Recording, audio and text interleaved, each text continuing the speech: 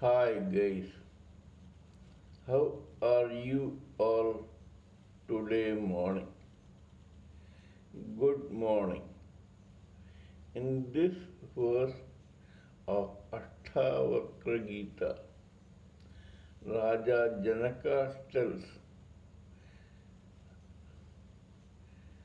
from Brahma down to the blade of grass, no other living entity is free from love, hatred, aversion, attraction, desire, etc., except a self realized soul.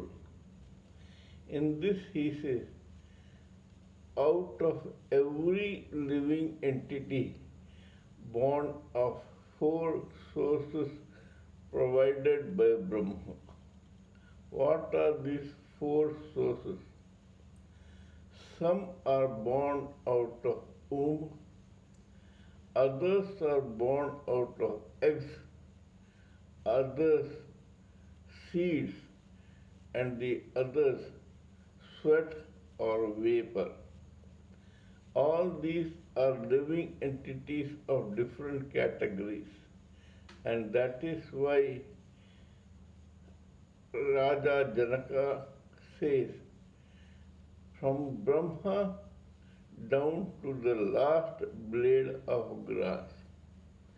It includes Brahma and it includes the last blade of grass. Why Brahma? There is a story where Brahma produced one extremely pretty girl as a living entity. So beautiful was she that Brahma himself fell for her in lust. It was a very strange situation, a father falling for his daughter for lust. That is the reason why Brahma is included in this. There are several examples of very great souls falling prey to desires. There are 5 evils as has been mentioned in Bhagavad Gita. They are kama, lust, krodha, anger, moha, illusion, lobha, greed, and ahankara, false ego. All living entities who are identifying yet with their mind-body complex fall prey to any one of these or a combination of these in his or her lifetime.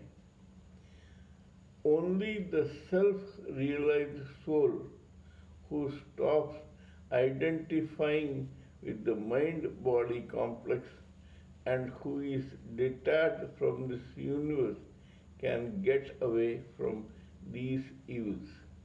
I will give you some examples. Acharya Drona, such an erudite, brilliant, great scholar and teacher, fell prey to two evils. One was greed, that made him a sworn enemy of Raja Drupad. He wanted property and he wanted half of the kingdom of Drupad, for which he stooped very low. Second was false ego. Acharya Drona could not accept that a person like Ekalavya would be equal to or greater than his own disciple Arjuna. Arjuna was a disciple, whereas Eklavya only had Dronacharya in his memories. Both practiced archery but not together. Acharya Drona declared that Arjuna is the best archer, but Ekalavya surpassed him or became equal to him. So, Acharya Drona, in his typical meanness, took the thumb of Ekalavya as Guru Dakshina. That shows how the mighty have fallen, how the sublime has stooped down to ridiculousness. Such cruelty from such a brilliant man as Acharya Drona shows that even such great people can fall to desires and aversions. Bhishma Pitama suffered from illusion. He was under the wrong impression that the world moves around himself and that he was the sole protector of Hastinapur. This made him go through several hardships, live up to the age of 150, and wage a war against his own grandsons. Third, Shakuni was fond of cunning and conniving and scheming active brain, which made him scheme against his own brother-in-law and nephews. Duryodhana suffered from false ego, cunning, and scheming. Dushasana was foolish enough to worship and obey an equally stupid and cunning brother like Duryodhana. Draupadi fell for lust and false ego. She loved every meal and wanted to have sex with him, whether it was Ashwatthama, Karna, Kichaka, or the Pandava husbands. He was also egoistic, and it was her ego and her sarcasm that created the Mahabharata war. Nakula was very fond of his beauty and Sahadeva of his knowledge. Bhima was very fond of eating. That was a form of lust which is known as gluttony. In short, no one escapes desires, aversions, jealousies, scheming, cunning, conniving, etc., if and as long as he or she identifies with this mind body complex.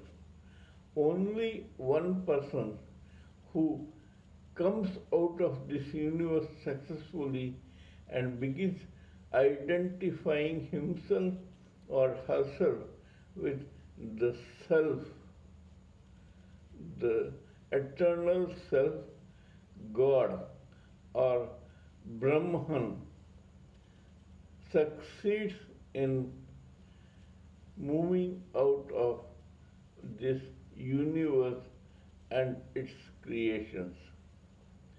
This is what Raja Janaka tries to tell Ashtavakra in Ashtavakra Gita. Kindly let me know what you think of my analysis of this particular verse.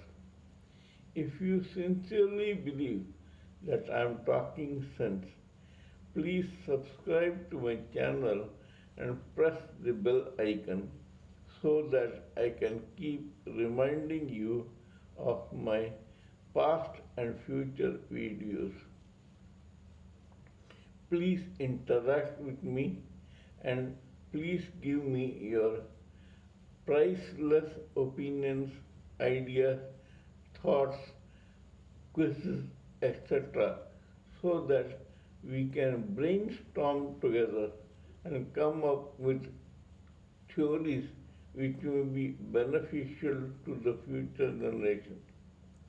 Please pardon me for my error, blunder, and mistake in spelling, grammar, diction, and appearance because when I am talking to you on serious spiritual and material matters, I tend to ignore these things. Till we meet next time in my next video, it is good morning from TSV Raghavan.